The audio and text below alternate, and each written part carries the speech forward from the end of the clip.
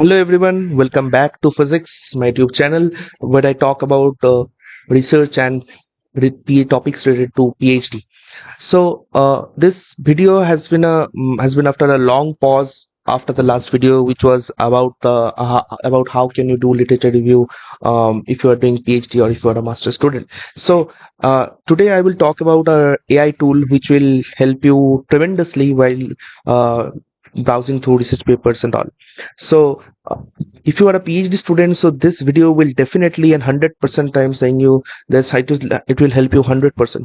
So this is a hidden gem which I found recently, which is called Research Rabbit. So there are a lot of research AI tools for research right now available in the internet. So you can go through any of them like ChatGPT and all, but they will mostly give you the summary or the gist of the paper, but never will understand the underlying depth of the paper. So for that thing, I found key you have to read the paper by yourself, but the most important thing is key you have to organize the papers. So for that organizational thing, I always found key you have to make a list of papers, which year which paper got published, and what is the a summary of that paper, and who wrote that paper, who were the authors, who were the co-authors, or how are they connected. So this thing is actually very much important for your research, because when you will be writing a thesis, you have to give all the reference, all the citations. Even if you are writing a paper, you have to give all the citations of your literature review. So that in that case, in literature review, you can use this AI tool. So for 2024, AI is a a very big buzzword right now. So you have to use AI tools because everyone is using it. If you are not using it, you are lagging behind, right? So if you have to be you have to be coping up with the current situation. So for that, I am making this video, and also I use this tool personally for my day-to-day use. And without further ado, let's just jump into the video. So first of all, what is the tool? What is Research Rabbit? So first of all, let me just search Research Rabbit. Research Rabbit, okay. Research Rabbit. So if you search Research Rabbit, so it will go to a website like this, researchrabbit.ai. So if you go through the website, you will see you have to sign up here with your Google or Apple ID, and then you can browse through their website. They call themselves Spotify of papers. Just like Spotify, you can add your papers to the collection and you can read them later. So then and the most important thing about Research Rabbit is it is free. It is all time free, and they have if you go to the reviews, sorry, if you go to the donate section in their website, you will see that in donate section in your website, you can see that they are all time free. At least they are saying right now they are all time free website. So this is a very big thing for the researcher, and they think research should be free for everyone, and Research Rabbit's core discovery functionalities will remain free forever. So this is a very big thing for any tool. So I find everything should be for my for personal research. I find key this kind of things which you are relying this much, this things should be free. So for that, it is a very big thing. And also the it is, for me, it is the best AI tool for research. And the literature review is very efficient. You can do it very efficiently with this paper. Sorry, with this tool. So without further ado, let's just search some papers, and let me just show you how you can use this tool. So this is the screen that you will get after you log into the Research Rabbit. Okay, so in this screen, in the left hand side, you can see there is a thing called collection, and in collection you can add your papers frequently. So let me just go to Google Scholar and find any paper whichever I like. Google Scholar, and let me just click on any paper like this one. Okay, so this paper, I have clicked on it, and let me just copy its DOI. So you have to copy the DOI first, right? You have to copy the DOI. And let me just go to Research Rabbit again and click on collection, and let's just name it Physics.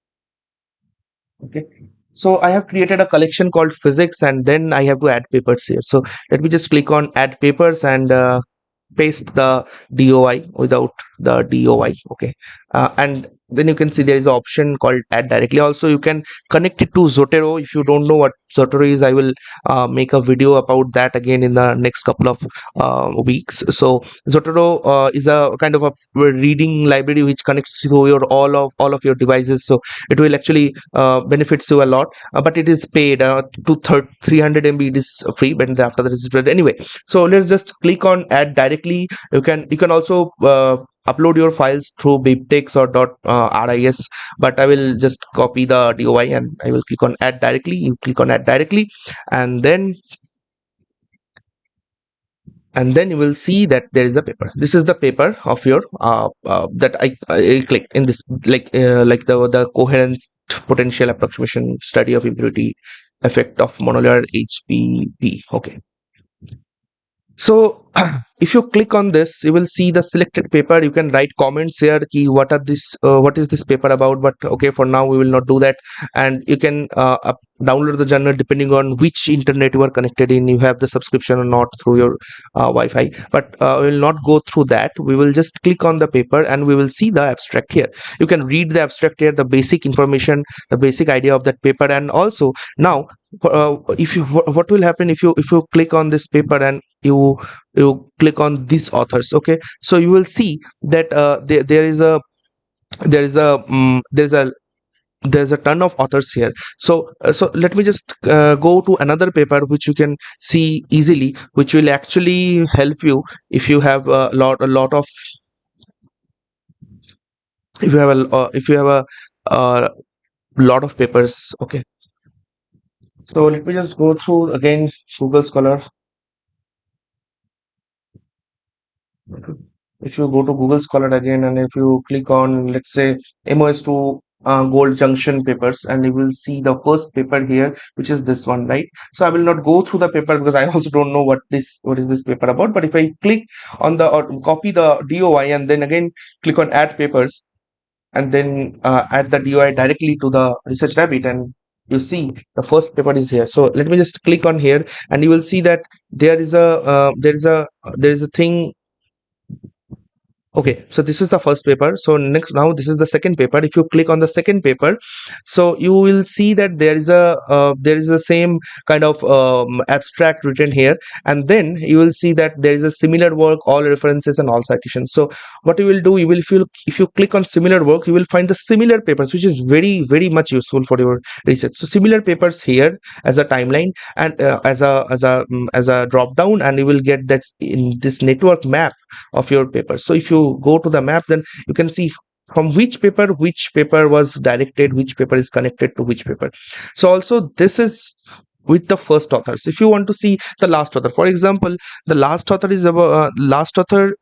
is actually the guide of your project, right? So if you want to see from the guides perspective, who are the guides of that, who were the guides under whose lab those work has been done, I'm going to click on last author and you can see the last author is is given here. You can see the Stolenrek is the last author for this paper and this paper. So you can make a conclusion that Stolenrek is working on this thing for 1 year, 2014 to 2015, and in that way you can also find the researchers in this map. Okay, and if you click on first author, you will see the first author here only.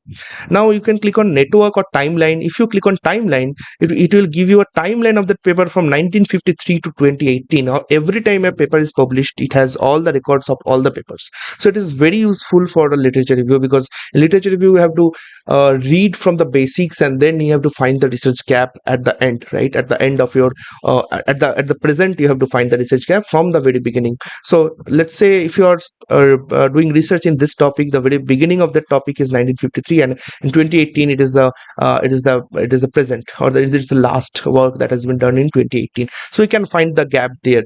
And also if you click on, let's say I am clicking on Cook, and then I can find that who were the authors of this with the Cook, and you can see that these authors they also have a kind of a network in between them. So you can click on this and it will go away, and also you can see all the references that this paper has. So they will also give you a very much deeper understanding on that paper. Sometimes you need to read a lot of papers in that particular paper from the references. So you can get all the references from here, so you can see all the references, and this will be a kind of a good network map, which is network kind of a map. So this thing will actually very beneficial for your literature review. Also, you can click on all the citations that had been cited from this paper. So this paper has been cited by many other papers, right? So that you can get from here. Like this Cook's paper has been cited, that arrow is coming towards Cook, so that means that Cook's paper has been cited to a paper later on. So for example, Wong 2020 paper has cited Cook's paper, so that arrow is coming towards Cook. So anyway, so this way you can find other papers related to that paper, which is a very interesting and important thing for your literature review, because that is all literature review about. You have to find the end of the string, and then you have to collect all the things within that string, and then you have to write your own research proposal, and then you have to do your research on that. Like, so then there are several other options, like these authors you can, so this will actually bring out all the authors which are in that paper. So these are the 5 authors, and how they are connected, how they have other papers between themselves or not. And there is also a thing called suggested authors. So it can give you a suggestion of authors which are related, which have actually the maximum overlap between their fields. So that in that way you can also find the um, suggested authors as well. You can download this thing, okay, and also you can actually zoom in, zoom out, and that kind of thing you can do. Okay, so this was the basics of this literature review. And also you can make a new collection, a new category, which is a higher dimensional form of connections. Like in a category there will be a lot of collections, so that is a category, and then in that category there will be a lot of collections. You can add or remove papers easily, and you can read them. So but I feel ki this is not a thing, not a place where you can actually read a lot of papers. This is basically a place where you can actually organize your papers. After you have read them, then you can organize your papers, and you can see that how your organization actually interacts with each other. Suppose you have read 10 or 20 papers in a topic, and now you are confused that which paper came after what paper.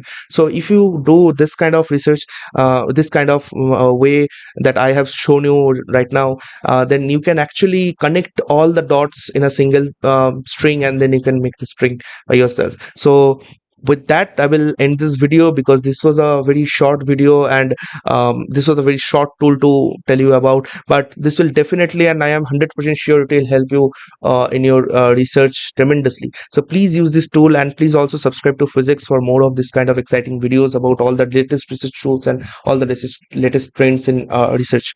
Thank you very much.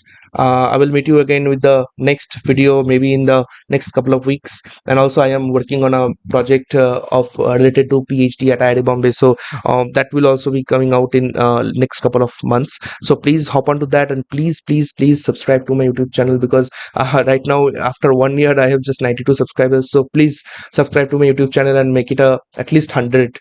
Okay, thank you very much, and we will meet in the next video. Thank you.